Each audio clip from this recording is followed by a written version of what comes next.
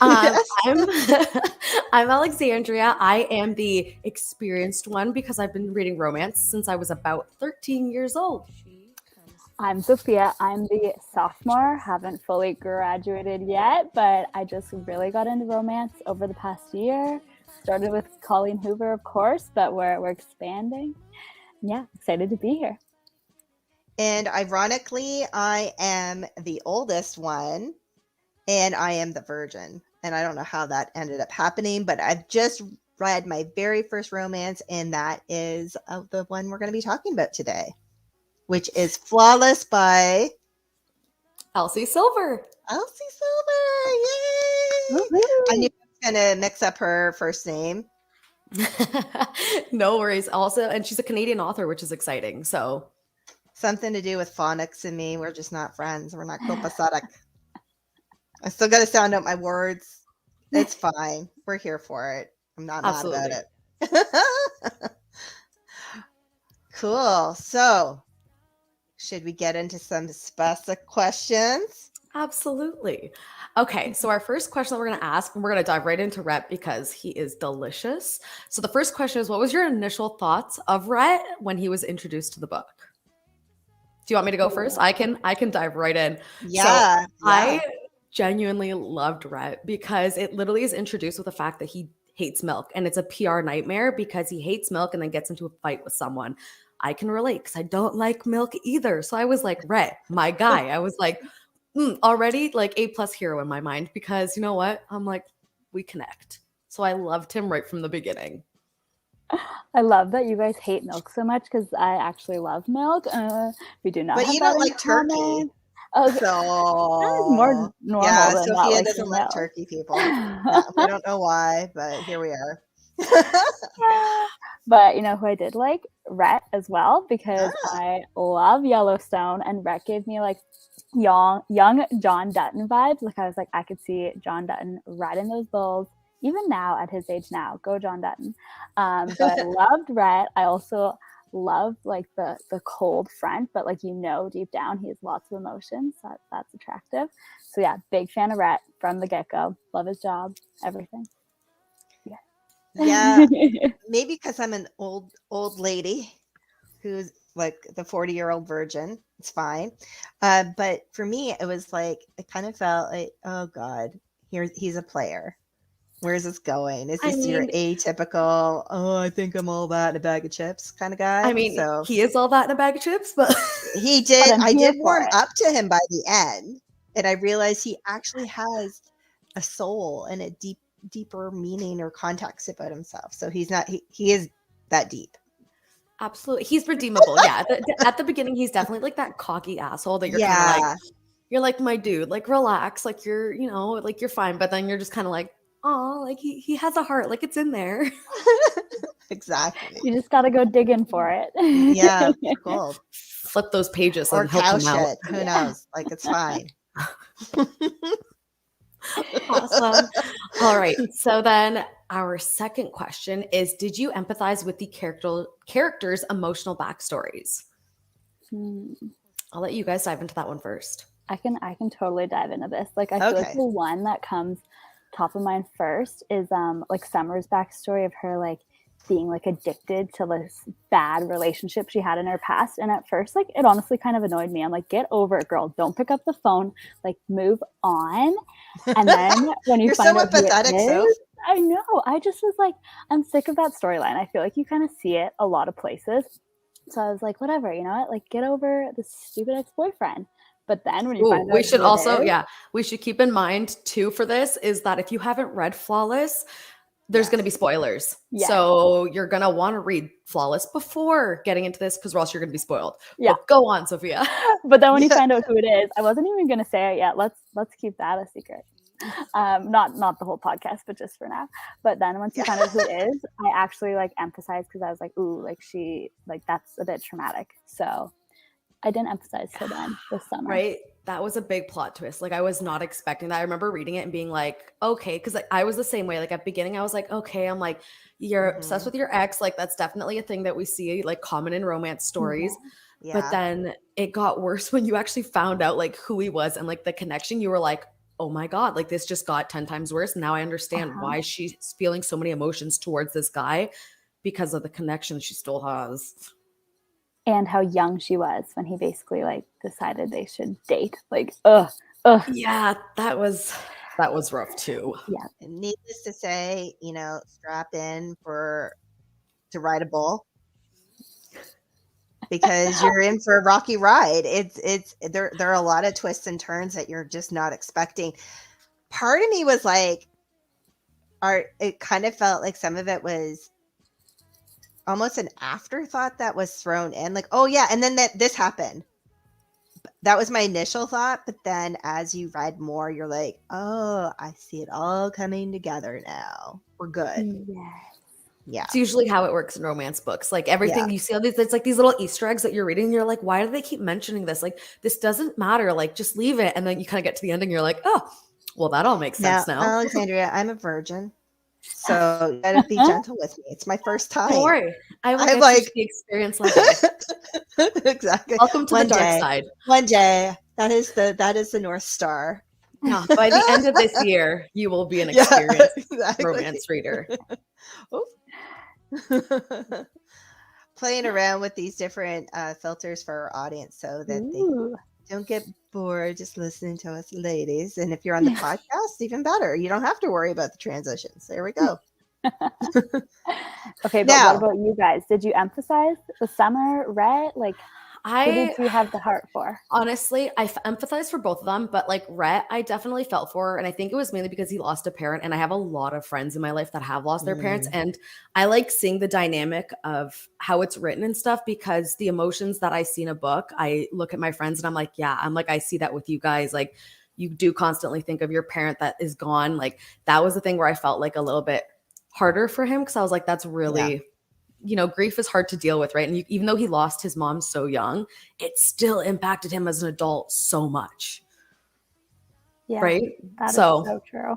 And I feel like even though he was so young and maybe he doesn't have the memories, he still missed on like a life of having his mom there. And you're just missing like your mom, right? Like a mom is a really like concrete figure in someone's life, right? So that was really difficult, I think, for him.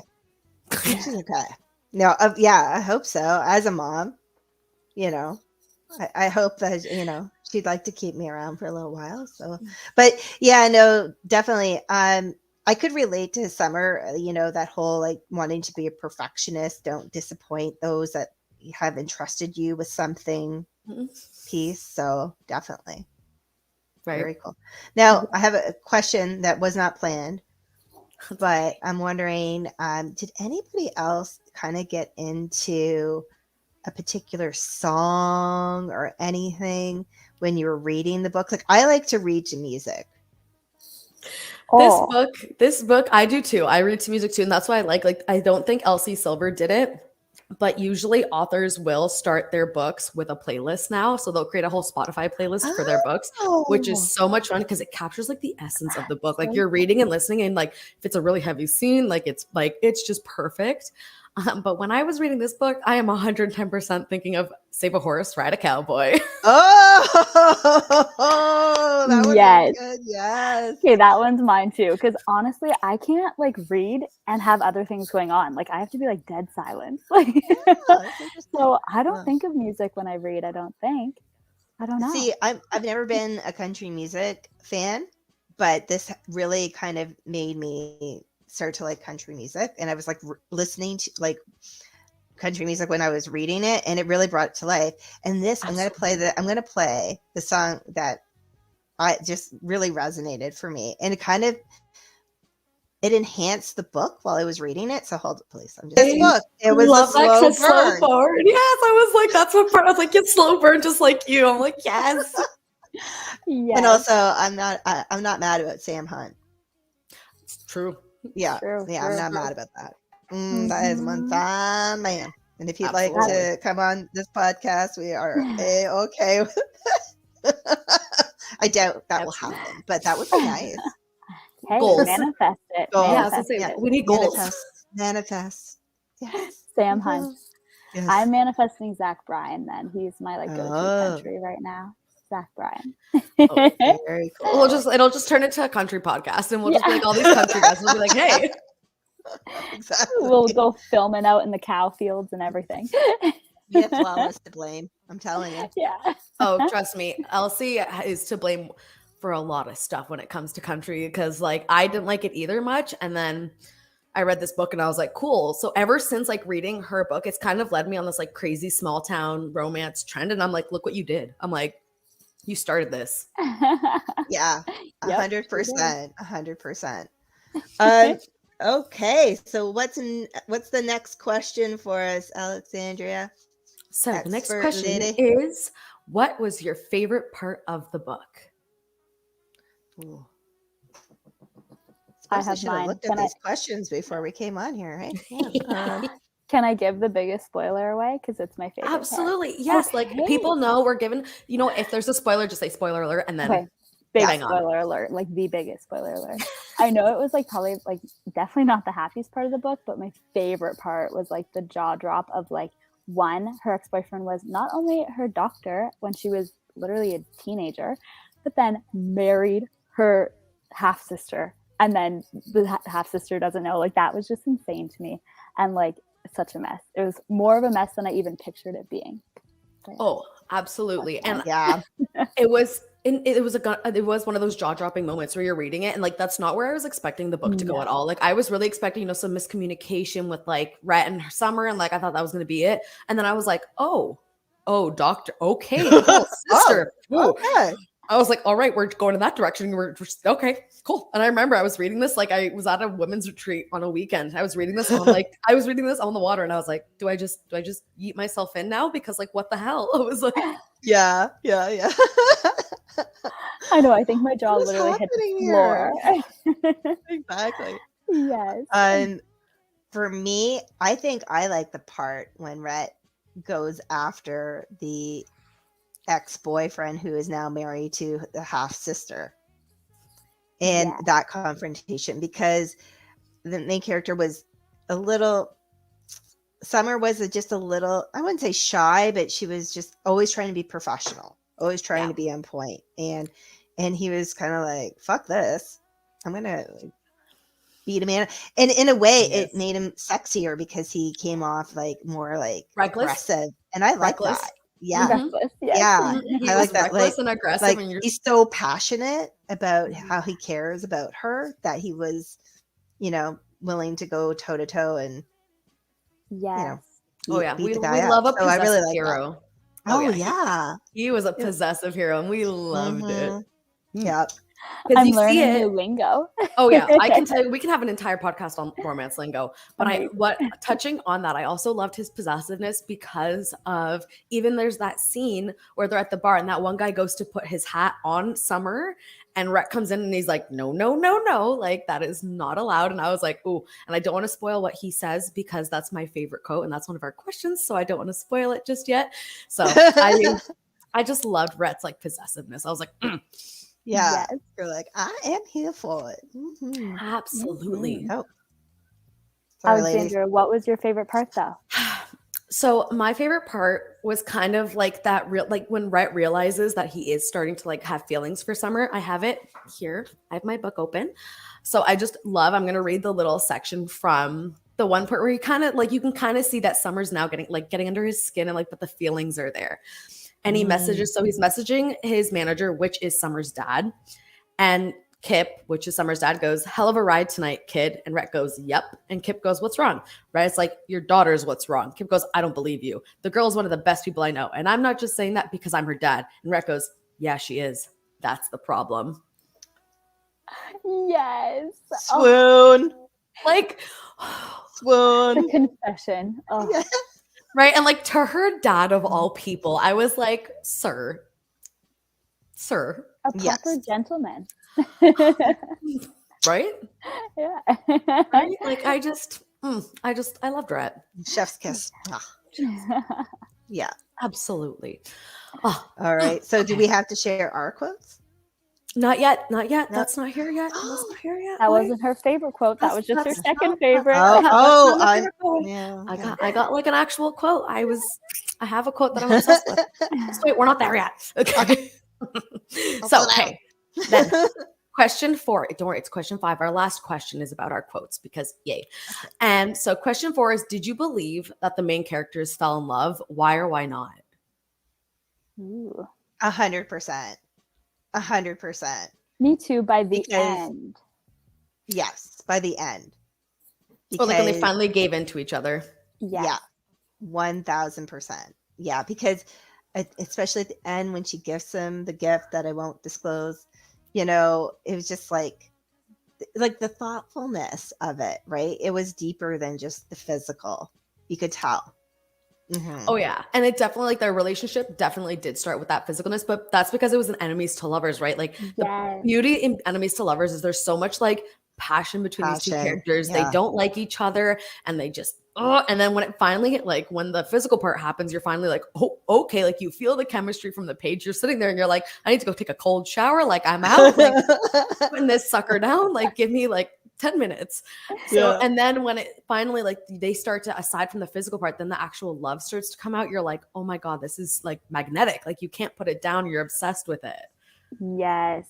It was 100%. Almost for me like they started to fall in love because they weren't supposed to be in love because they worked together. And then they just like totally gave in. And that's when I could tell they were like really, really in love. Right. Yeah. That's so sweet. Yeah, my heart. Young love. Fictional love. Oh, so good. Fictional love. Yes. And that's why we read it. Yeah, exactly. Absolutely. And because of the spice, but like. Oh. Yeah, we'll get to the spice soon enough, let me tell you. Mm-hmm. Yes. Right? Cool. All right. So our last question is, what was your favorite quote from the book and why? This one, I will jump in first because I'm so excited for this quote. Okay. I'm like pumped. I've got it written down. I had to literally post on Instagram because I couldn't.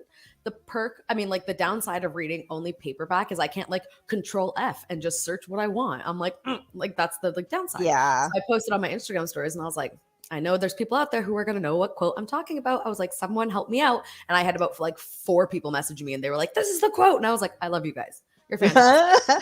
So, quote that I'm absolutely obsessed with for this book is, you wear the hat, you ride the cowboy. And then there's the one scene where like Summer grabs Rhett's hat, puts it on, and you're like, oh, you're like, immediately you read it and you're like,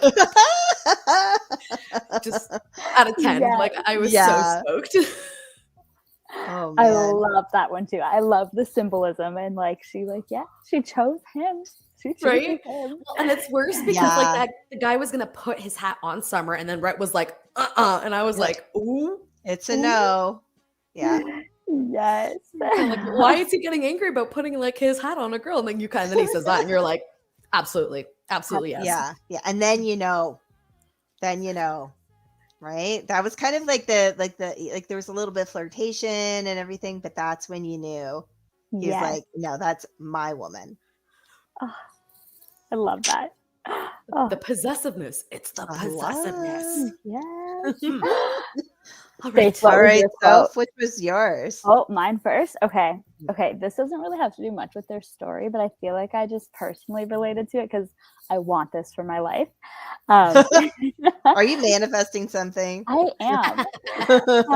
The quote is, I want open fields, crisp air, and the Rocky Mountains at the end of the horizon. And that is what I would love to wake up to every morning, just the open field, Rocky Mountains. I'd love it. Right. Like I was obsessed with where Rhett grew up. Like I want to be there. Chestnut Springs? Yes. Is it a real place or did we make it up? I don't know. That's a good question. I wonder because I want to go. We'll find out. Give me 2 seconds. We're going to find out. Stacey can say her quote. I'm going to do a hunt and find out if Chestnut Springs is real. Dun, dun, dun. So I too am going to read from the book Flawless. Sorry, it sounds like I'm going to start reading scripture or something. Yeah. That's why I'm saying it that way. So Rhett and I have something in common. And that is, I'd rather get bucked off a bull every damn day than drink that shit. And he's referring to milk. And that's how this whole thing starts, about the good old MILK. And the reason I like that quote is because as soon as I read that, I was like, okay, this guy's all right. I don't mind him. We have something in common, which is always nice on a first romance book date. Right. So here we are. I love how much you guys hate milk. Like, it is like one thing that stood out in the book. You guys are like, I also hate milk. I like ice cream. I can put it. I like ice cream. I love cheese. I'll put it in my coffees and like my lattes. But I'm like, the people that will full on just like put a cup, like Dennis will put like a cup of milk and drink, and I'm like, absolutely not. I'm like, people when they're like exercising and then they're like, a nice, good, refreshing glass of milk. I'm like, excuse you? Like, I can see it on a warm, hot summer day. That's when I kind of like crave a glass of it's a no from you. When I am hot, I am looking forward to a glass of wine. Yeah. Or just water. I ain't looking for milk. Let me tell you. Like, if milk is the only thing that's left in my fridge, I am dunking my head under my tap and drinking water because I refuse. Oh yeah, me too. You guys are crazy. Like what I think too, like sidebar, when I was in my early 20s, I went backpacking in Europe and I stayed at this hospital and I got really bad heartburn for some reason in the middle of the night. And so I kind of meandered my way down to the common kitchen. This is in Bath, England. And I opened up the fridge and the only thing that was there was milk. So I thought, I'm just going to chug it. And it was sour. It had gone old. So now to this day, that's all that's. Oh yeah, taste. I'd be done. Yeah, I'm done. No. Immediately, no. It's immediate no. Immediately. Yeah. Immediately no. No, yeah. Like, that's why I read, like, immediately. It was like, as soon as he was like that, it was like second, or like, it was even just like her introduction where her dad was like, oh, we have a PR nightmare, these damn cowboys. And then it was like explaining that it was over milk. I was like, Rhett's my guy. Like, absolutely. I finally feel like I'm resonating with a character because they don't like milk because everyone always likes milk, but Rhett did not. He was also, definitely a rebel with a cause against milk. How did you guys feel about how mad people were about his comment too? Like, I was like, holy. I know, it was wild. And it was wild because it was like, these Canadians, like, your Canadian farmers do so much. And I'm like, I am not this passionate about milk, and I am a Canadian, and my family was farmers for one point. So I'm like, I was never this passionate about apples, and we were apple farmers. So I'm like, what's happening here? But I'm like, we also, like, we're in Ontario. Maybe in Alberta they are that passionate about their milk. That's true. I think they are. I think that we'll have to ask our, Albertan fans. Yeah. To let us know. Send us a note. Let us know. Are we completely off? Is milk the bomb? Are people really passionate about their milk? Like, would you be mad at Rhett? Like, exactly. Yeah. Create a poll. We'll survey our followers. Yes, we should. We will do that. We'll put that. We should make a reel with a poll that's on it. That's going to be some upcoming here. We can, Alexandria, I'm going to bring you up here so you can. There you are. There you go. Do you like milk? Let us know. You're really going to make me do this? I am. All right. Do you like milk? Let us know. Yes. I love it. 10 out of 10. You are the voice of us. All right. Are we ready to do the rating of this gem? Absolutely. I think so. So we were unsure, how we were going to rate this. But first of all, check out that cover art. And can I just say, so all of these photos that are on her covers are actually like real people that she meets with, like a photographer, and gets these done. No. Yeah, so these aren't like stock photos. These are like, I thought it was. No, these are like, she posted about it because the third book, she just released the cover for it. And that's what she posted because the photographer actually goes, like, gets these photos done, and like they're actually taken for her. That's beautiful. Wild. I love Aren't that. they beautiful? Like, yeah. I don't know where makes it more special. Yeah.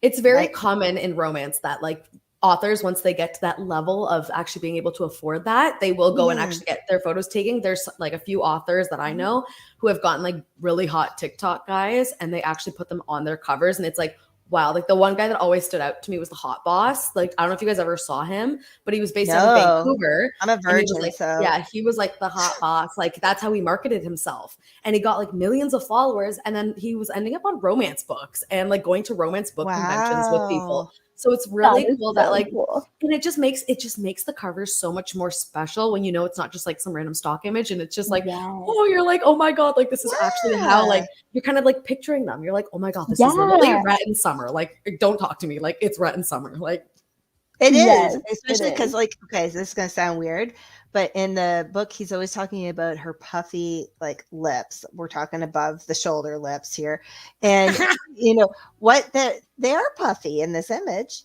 Yeah, honestly. Because I remember looking at it going, oh, they got that down, didn't they? But I thought it was stock, so that's really interesting. Stock too. That is super cool. Yeah, so it's an actual like photographer that like goes and takes these photos for her. Yeah, love that. All right, I don't know if it's for her exactly, but like, you know, took them. Our lady here is going to be rating Flawless. So just for all our fans, the higher the image or the higher our logo is filled up. Oh, hello. It is how spicy the book is. So if you're listening to this podcast, we'll let you know what our rating is as well. But so would we rate this as slightly hot, medium hot, or extra spicy? Extra spicy. Soph? I'd go extra spicy too. Me too. She is extra spicy. Woo, honey. And you know, but like it was like spicy that was done tastefully, you know, like it wasn't like, oh, every other chapter there was spice. Like it was like a slow burn. But once the spice happened, you're like, oh boy, you're like, absolutely. Like, hey, yeah. Well, very spicy. The next book we're going to read is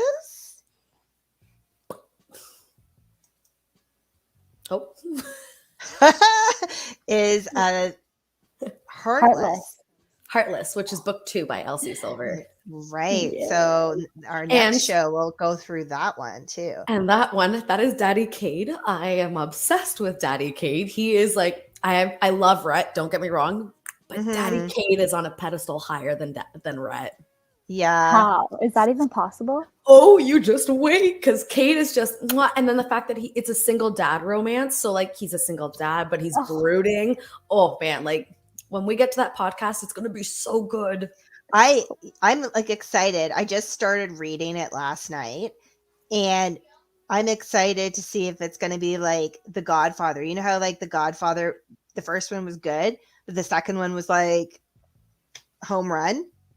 Or am I aging myself? Anyway, it's good. If you haven't watched them, watch them.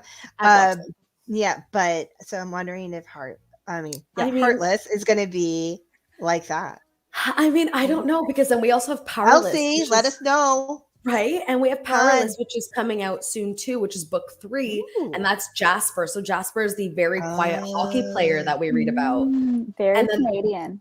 Right. So then we've got Powerless. And then I'm pretty sure we still have a 4th book coming, which is going to be Cade and Rhett's other brother who's in the military. So that one will be a military romance. So like, how do we know and then you know what, when we're done reading all 4, that's when we'll have to do like a rate the men. Like, how did we feel about the men? Oh yeah. Totally down for that. I love that idea. Right. Well, everyone, thank you so much for joining us for our very first inaugural episode of She Comes First. Girls, do you have any sage advice?